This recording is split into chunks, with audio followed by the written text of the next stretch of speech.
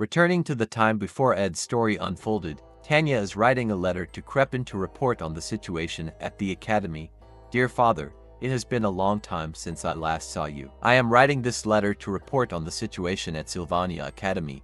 This is the first time I am living in a foreign country, and there are still many things I am not familiar with. However, as a member of the Roththaler family, I have not lost my honor. The inclusive atmosphere of Sylvania is quite unique, and the intensive schedule makes it difficult to adapt. I've met some people whom I don't know whether to call classmates or friends. With the goal I promised you, my plan to become the youngest student council president of the academy is also progressing step by step. Although some believe that Princess Phinia, who is well loved, will run for the position, I am determined not to give up and will fight to the end. Here, I also met Senior Lortel. Although only a few years older than me, I can truly feel the difference of a true merchant. The negotiations to purchase the Sage's Scroll will be held soon. I am unsure if I am capable of taking on the role of representative for the negotiations. And it is hard to say this, but I feel that the one who was expelled from the family, who became the disgrace of our family, has changed into a different person. Recently, I've been dreaming again about my childhood, the small hill behind the villa, where fields of flowers bloom. I only remember walking to a hill in the garden filled with the scent of flowers, and being led by a woman who looked like Sister Arwen. And the other one is Ed. At this moment, he was smiling at Tanya. It seems he only returned to being his true old self after being expelled from the family. That is all I wanted to report to you, dear Father, whom I always cherish. At this moment, Crepin was reading Tanya's letter while holding a knife. This knife was enchanted with poison. Just a touch would cause excruciating pain and death. After that, he discarded the letter, handed the knife to the servant nearby, and said, I have already messaged Tanya. She will take care of the student council election and renegotiate the Sage's Scroll. This matter is too burdensome for her to handle everything alone, so I rely on my trusted vassals. Initially, sending servants to Sylvania was not permitted. However, due to the snowstorm incident, it has been allowed again to serve business purposes, so you both know what to do. After that, he dismissed them. When no one was left, Crepin removed his glove, revealing a red arm full of veins, along with eyes resembling those of a demon. He used magic on the gemstone. This gemstone allows the user to see their karma, giving a glimpse of a partial outcome. It began to react with magical responses. Given the large consumption rate, Crepin likely cannot use it often. Then, the orb revealed an image of the cliffside in a torrential downpour. 3 figures stood there, and the one closest to the cliff appeared to be stabbed by something. The person being stabbed was none other than our main character, Ed Roththaler. At this moment, Jenica ran over to help him, her face filled with panic upon seeing him injured. But before she could reach him, the man pulled out the knife and pushed Ed off the deep cliff. As she ran to the edge of the cliff, reaching out to grab him, but it was already too late. By the time she arrived, Ed had slipped out of her grasp.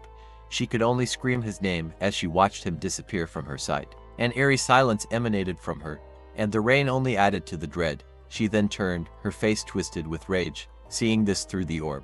Crepin realized this could become a significant problem. However, for him, Ed Roththaler's death was worth more than the troubles it might cause. Returning to Tanya, the evening had settled in. She continued planning her election campaign. However, looking at the support chart, she only had 1/16 of the support compared to Phinia. Princess Phinia was not just a member of the royal family. She was so famous that everyone in the Chloe Kingdom knew about her. Tanya began to feel disheartened, thinking that if Princess Phinia truly ran for student council president, no matter what happened, she wouldn't be able to win against her. Even though she knew reality and romance were completely different, she sighed, thinking that maybe she should give up. Just then, Zig called her from behind. Oh Tanya, are you going to the elemental science lab? Tanya couldn't help but be surprised by his sudden greeting. Meanwhile, her friends, including the Saintess, were all admiring the fact that Senior Ziggs had greeted her like that. Then, Lortel greeted her as well. The negotiations will likely happen soon. Let me know when you're available. After that, Lucy also greeted her. Seeing all the famous people at the academy greet her, her friends admired her even more. No wonder Tanya stands out. Her network is different from that of regular students like us. That's awesome, Tanya. Hearing their constant praise, Tanya blushed with embarrassment. She turned with a radiant smile and said, if you practice every day, you'll also become great students. So let's keep striving for tomorrow. After saying goodbye to them, she closed the door and began sweating. Ever since she entered the academy, her fame had increased unusually. Even though she hadn't done anything, then she thought of the only reason. The reason why everyone treated her so well could only be because of her brother. Thinking about this, she felt disappointed in herself. She used to think her brother was just a failure, but now she feels she's even worse than him. She's just someone relying on others' connections to achieve her own goals. Suddenly, as she was sitting there, the door to her room swung open. It was the two individuals Crepin had sent initially. They greeted her. "It's been a long time, Miss Tanya.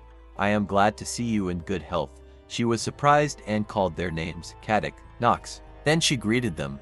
"Long time no see. So why are you here?" They explained. "I heard that you were having a hard time handling the tasks, so I am very honored to be able to help you," he continued. "I have gathered the market information regarding Sage's scroll, and I will assist you in making the negotiations smoother. I will also support you in the Student Council President election, so you can focus on your studies first. But first, regarding Princess Phenia's participation in the election, we need to clarify these points." "Alright, thank you Kadik, Knox. I also heard the news this morning. It seems that Princess Phenia will not be participating in the election this time." That was also the news Ed heard this morning. It left him stunned, thinking back on the plot's developments, and Jenica also spoke up. "I heard that the one replacing the princess in the election is the royal secretary. Everyone is talking about it." Ed, still dazed, replied, "It seems like a temporary announcement, so it could still change." The final boss of Act 4, Crepin Roththaler, completes his tasks flawlessly and is known as the benevolent head of the Roththaler family. However, it is all a facade. Only the princess can expose Crepin's crimes.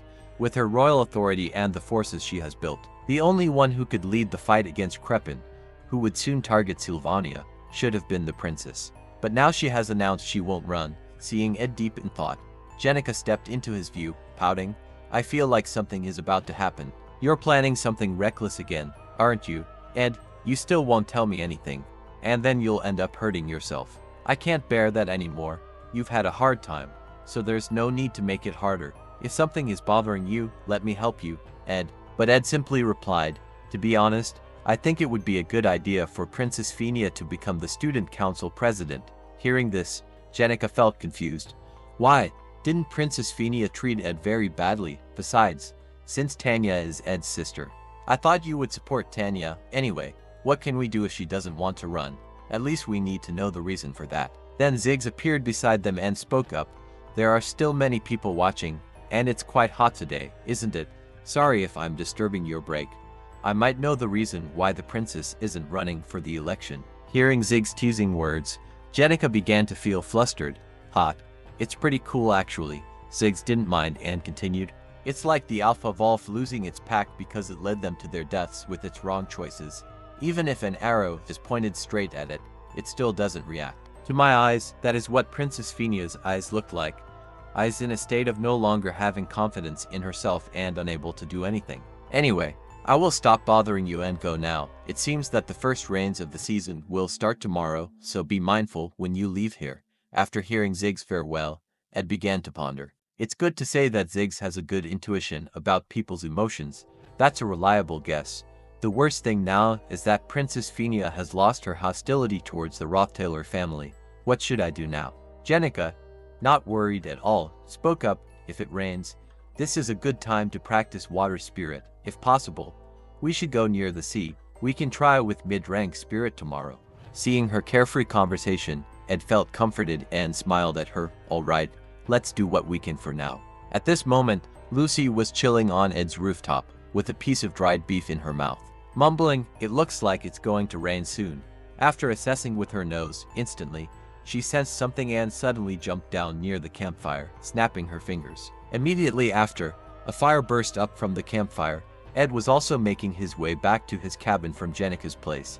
It seems Lucy had sensed Ed's scent and helped him light the fire for the campfire. Ed then headed straight towards the cabin. Meanwhile, Lucy pretended to sleep, perhaps just for Ed to see. Ed turned back as if to check on Lucy. The rain might make it difficult to go outside, and it might also make Lucy feel a bit down. The raindrops began to fall, signaling the start of the first spring rain. It quickly grew heavier, extinguishing the newly lit campfire. At this moment, Ed had reached a cliff, seemingly scouting the terrain. Mug, beside him, spoke up. This is my first time here. The cliff area is wide, but it is desolate and sparsely populated. But it doesn't seem like there's much to see here, and it's quite far away. However, this seems like a good place to practice the water spirit. Young Master Ed, noticing something, also began to speak. You talk too much, Mug. Can you be quiet for a bit? It seems we have some guests. At this moment, someone was approaching Ed. Two cloaked figures spoke first. It is an honor to see you again.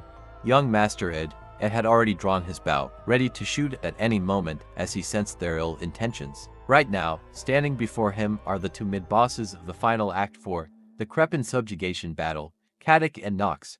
They are the ones who handle the dark deeds for the Rothtailor family.